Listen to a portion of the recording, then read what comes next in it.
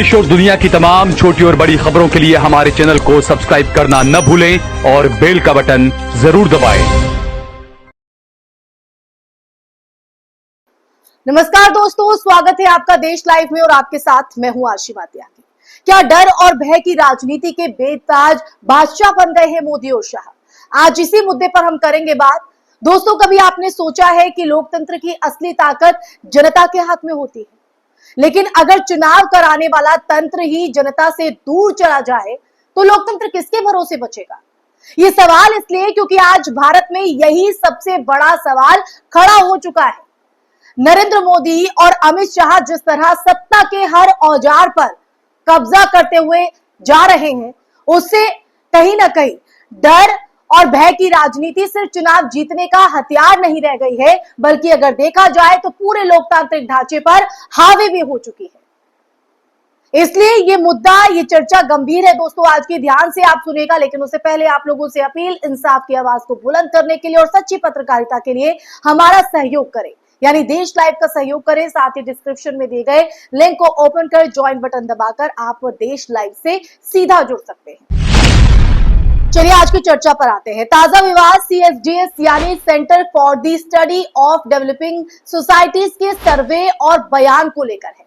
CSDS के founder Sanjay Kumar ने महाराष्ट्र में वोटों की गड़बड़ी पर एक ट्वीट किया है, फिर उसे गलत मानकर हटा भी दिया। लेकिन बीजेपी की IT सेल ने इसे हथियार बना लिया और प्रचार शुरू कर दिया कि राहुल गांधी ने चुनाव आयोग पर सवाल उठाने के लिए इसी ट्वीट का सहारा लिया था। अब आप समझिए बीजेपी की ये स्ट्रैटेजी। जबकि सच्चाई दोस्तों ये है कि राहुल गांधी ने काफी पहले ही आरोप लगा दिए थे और CSDS का ट्वीट तो बाद में आया। यानी ये दावा पूरी तरह से झूठा था जो बीजेपी कर रही है राहुल गांधी को लेकर।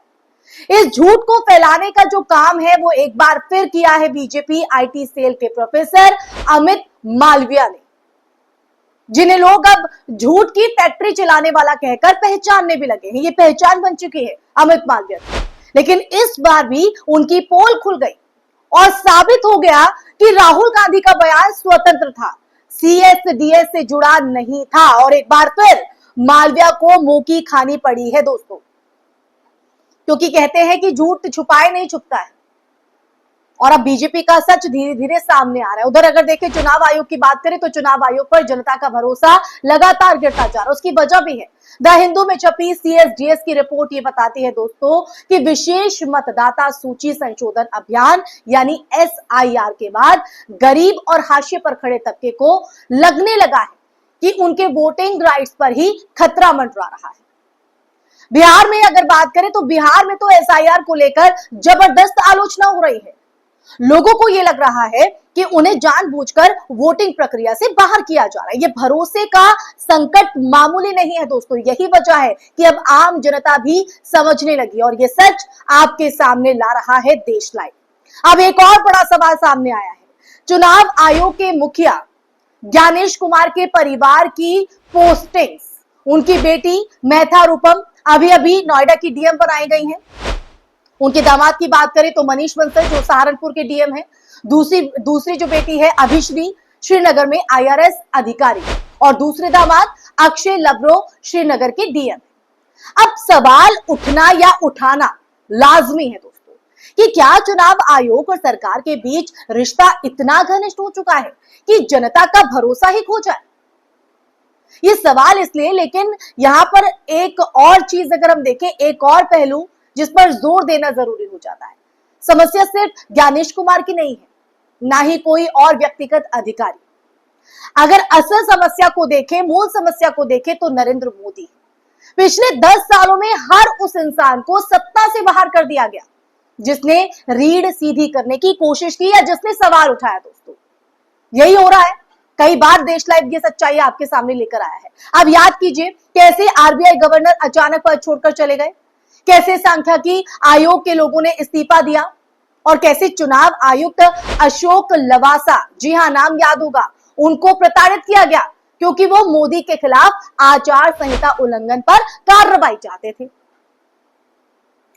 कैसे CBI डायरेक्टर आलोक वर्मा को आधी रात को हटा दिया गया। आधी रात ये कार्रवाई हुई क्योंकि वो राफेल सौदे की जांच शुरू करने वाले थे। आप राजनीति को समझिए दोस्तों। अब ताजा अगर मैं उदाहरण देना चाहूं, ताजा एग्जांपल मैं आपको दूं तो उपराष्ट्रपति जगदीप धनखड़ को ही ले लीजिए। हमेशा सरकार की लाइन पकड़कर चलने वाले धनखड़ ने जैसे ही विपक्ष का मोशन स्वीकार किया, तुरंत उन्हें चलता कर दिया गया। यानी जो भी व्यक्ति सत्ता की मर्जी के खिलाफ गया, उसका करियर खत्म। कितने उदाहरण मैंने आपके सामने रखे हैं, और ये मैं नहीं कह रही, ये तथ्य कहते हैं, ये वो वाक्य कहते हैं जो असल में हुए हैं। अब असल समस्या दोस्तों यही है कि 140 करोड़ लोगों का लोकतंत्र अब 1.5 लोगों के हाथ में है, जो उनकी मर्जी के खिलाफ खड़ा होगा। उसकी रीढ़ तो तोड़ दी जाएगी, और यही वजह है कि संवैधानिक पदों पर बैठे लोग कानून और संविधान की ताकत का इस्तेमाल करने की बजाय सरेंडर करते जा रहे हैं। अब ये दहशत की राजनीति नहीं है तो क्या है, लेकिन लोकतंत्र का सवाल इससे कहीं बड़ा है दोस्तों, कहीं बड़ा। ये सारे बुजुर्ग अधिकारी और नेता तो 10-15 साल में निकल जाएंगे, लेकिन देश को तबाह करके जाएंगे। इसलिए लड़ाई किसी व्यक्ति की नहीं है, देश की है दोस्तों, देश की है। इसलिए देश लाइव ये मुद्दा लेकर आया। अगर डर और झूठ की राजनीति पर अब भी लगाम नहीं लगी ना, तो आने वाली पीढ़ियों के लिए लोकतंत्र सिर्फ किताबों में लिखा जाएगा, और कहीं ना कहीं अगर देखा जाए तो सिर्फ एक शब्द बनकर रह जाएगा। क्या आप ये चाहते हैं दोस्तों?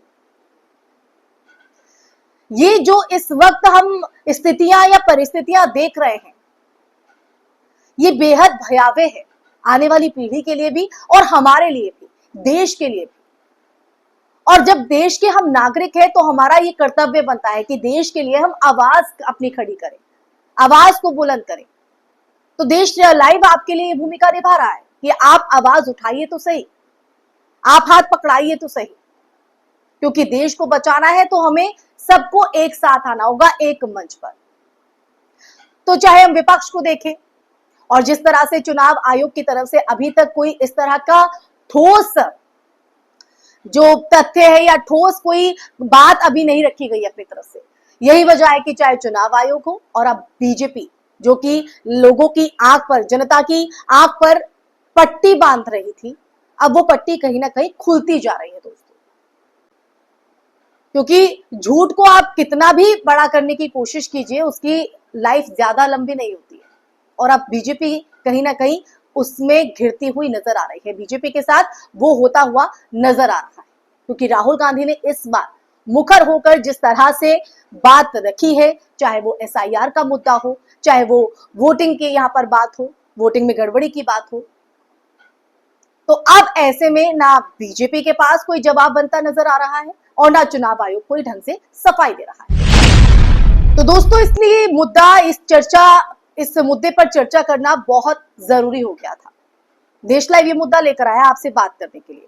अब लोकतंत्र सिर्फ किताबों में ना रह जाए, एक शब्द बनकर ना रह जाए, तो अब हमें ये सोचना जरूरी है कि क्या हम व्यक्तियों की गुलामी करने आए हैं या देश की रक्षा करने। मोदी और शाह ने सत्ता को राजा की तरह अपनी जेब में डाल लिया है, लेकिन लोकतंत्र तब ही बचेगा जब जनता उठकर, यानी आप और हम उठकर अपने अधिकार मांगेंगे और सत्ता से सवाल पूछेंगे। वरना इतिहास में अगर देखा जाए तो लोकतंत्र सिर्फ नाम जो है एक शब्द के तौर पर दर्ज रह जाएगा, और इसी के साथ इतिहास हमें माफ भी नहीं करेगा दोस्तों। तो आप तय कीजिए कि आप क्या करना चाहते हैं, आवाज उठाना चाहते हैं या लोकतंत्र का यानी देश का गुनहगार बनना चाहते हैं। इसी के साथ मैं इस चर्चा में यही विराम लगाऊंगी। ये चर्चा अगर आपको पसंद आई हो, आप मेरी बात से सहमत है, असहमत है, या फिर इस चर्चा को सुनने के बाद आपके मन में क्या सवाल उठ रहे हैं, क्या विचार है, वो हमारे साथ जरूर साझा कीजिएगा दोस्तों। कमेंट बॉक्स में कमेंट करके जरूर बताइएगा। साथ ही साथ इस वीडियो को ज्यादा से ज्यादा शेयर कीजिएगा, ताकि देश के हर एक तबके, देश के हर एक वर्ग और हर एक व्यक्ति तक ये बात, ये सच पहुंचे दोस्तों। क्योंकि देश को बचाने के लिए हर व्यक्ति तक ये वीडियो पहुंचना, ये चर्चा पहुंचना बेहद जरूरी है। साथ ही साथ हमारे चैनल देश लाइव को सब्सक्राइब भी कीजिए, ताकि ये जो संवाद का सिलसिला है वो ऐसे ही चलता रहे। इसी के साथ मैं आपसे इजाजत लेना चाहूंगी, फिर हाजिर होंगी नए विषय के साथ। तब तक के लिए अपना ख्याल रखिए। नमस्कार, जय हिंद।